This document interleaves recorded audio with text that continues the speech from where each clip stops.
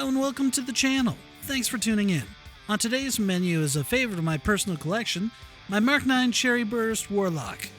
Since these are out of production, I thought today's video would be short and sweet and just be some general thoughts and feelings I have on this particular guitar. So let's get to it.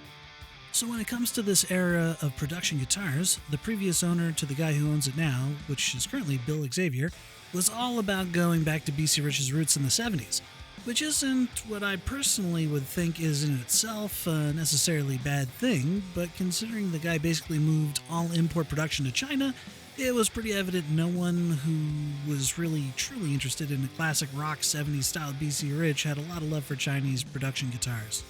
That said, I'm actually a fan of most of the Warlocks produced during that period, from the Mark Vs all the way up to the Mark 11s. I like the styling, fit, and finish of all four of those models.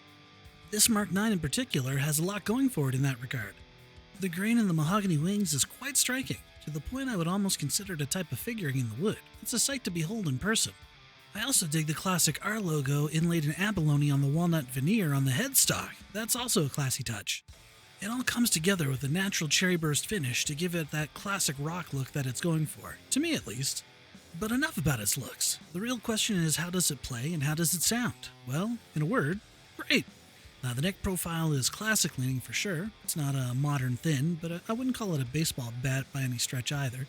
The fretboard's not very wide, so the extra girth of the neck helps with the tone, and combined with that fretboard makes for a very comfortable playing experience.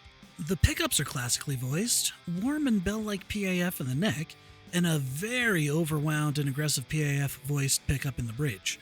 I have the height of the bridge pickup lowered quite a bit to keep it balanced with the neck pickup. Controls are basic, a neck and bridge volume, each with a single tone control, which has a push-pull for a coil split, which is a very useful and nice addition if I may say so. The bridge is a quadramatic bridge, which is in this player's opinion the ultimate hardtail option. There's just so much mass to them. They are a chonker of a bridge.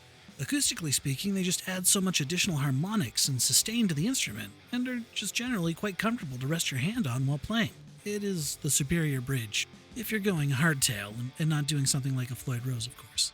Now, enough singing this guitar's praises. Anything about it I don't like? In truth, not much. However, if I did have any gripes with this guitar, one would be that the bridge pickup is a little too hot, and it was a bit fussy to get the tone, level, and response of the bridge pickup where I like it, and to be balanced with the neck pickup. It took some time, and made me question whether I would leave that pickup in the bridge position at all. And the other gripe? Cheap tuners. All the other hardware on the guitar was actually of a very respectable level of quality, but the tuners were pretty meh. So I did what I always do these days, and I put some nice locking tuners on it. Now, locking tuners are such a quality of life improvement that you owe it to yourself to put some on your favorite guitar if you don't already have some installed. And after the locking tuners were on this guitar, it was the total package. Truly a rock guitar of rock guitars. If you ever do get the chance to try one out, I don't think you'll be disappointed. So that's it. That's my quick and dirty 2 cents on one of my favorite Warlocks. Thanks for sticking it out, and I really hope you enjoyed this video. Remember to like, subscribe, and comment below. And always, keep rockin'!